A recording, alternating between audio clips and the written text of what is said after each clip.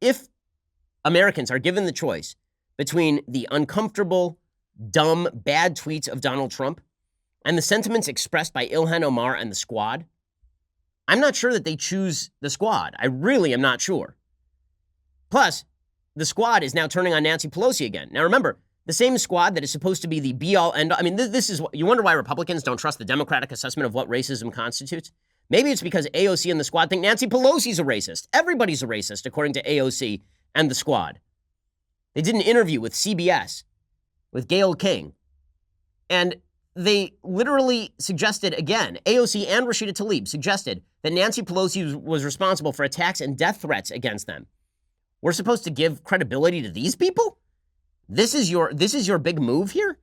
Here's AOC and Rashida Tlaib returning to last week's fight and going after Nancy Pelosi again. So that wound remained closed for approximately 5 seconds, papered over by President Trump's dumb tweeting.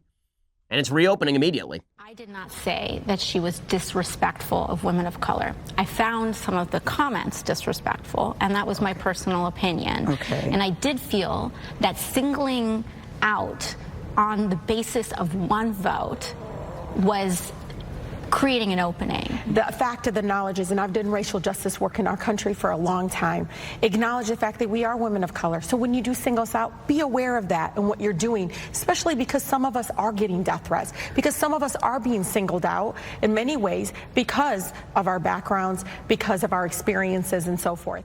So having these women stand up there and talk about what they perceive to be racism is not going to be effective with the American people because, frankly, they think everything is racist, except when they themselves are being racist. When Ayanna Pressley is going out over the weekend and suggesting that black folks are not black if they disagree with her. And when Ilhan Omar is dropping anti-Semitic slurs every 5 seconds and Rashida Tlaib is accusing everybody of dual loyalty and AOC is suggesting that everything, including cauliflower, is racist. Maybe they're not the best judges of this particular situation. In other words, who makes the assessment matters in American politics, and everyone has lost such credibility and intellectual honesty that nobody trusts anybody to make the assessment anymore. There is no commonality. There is no common standard that we hold to make these assessments at all. And there's a double standard in the media when it comes to exactly the sort of material that they find objectionable. So you'll get AOC suggesting that Mitch McConnell is complicit in advancing racism. This is the same AOC who defended Ilhan Omar's anti-Semitism to the hilt. The same AOC whose Squad refuses to come out openly and just condemn a terrorist attack on an ICE facility.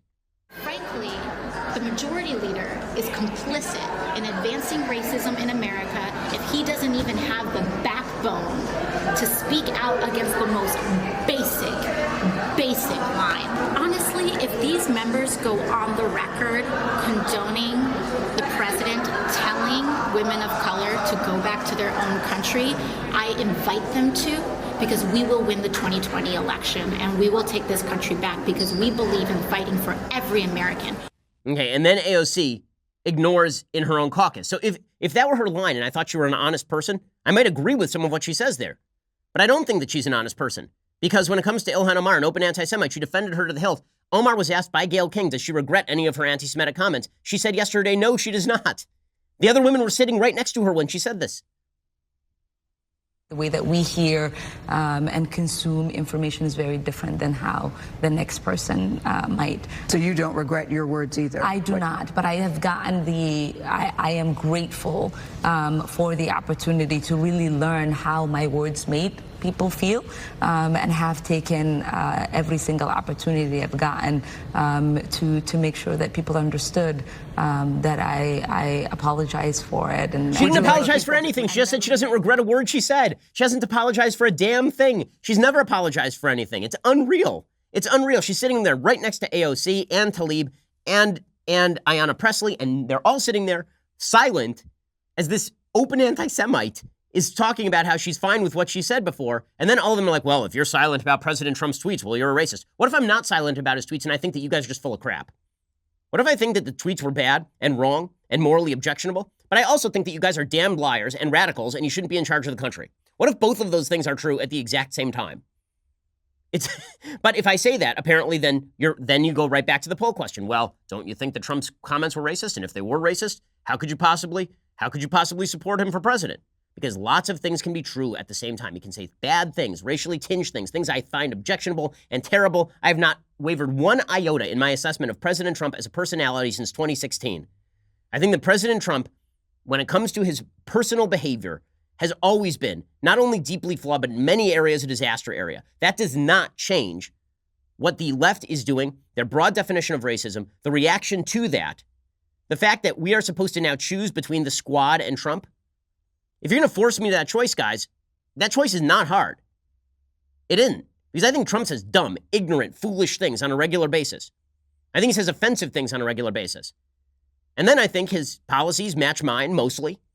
And I think that the people who oppose him say stuff that is just as dumb or foolish or irresponsible, except I don't think that it's just foolish and irresponsible in their case. I think many of those people are actually ill-motivated and vile. I think that their motives are nasty. And I think that they're militarizing Trump's stupidity against him in a way that is politically viable, but I think dishonest. Obviously, the lack of nuance and complexity in our analysis of American politics is what is leading to this breakdown.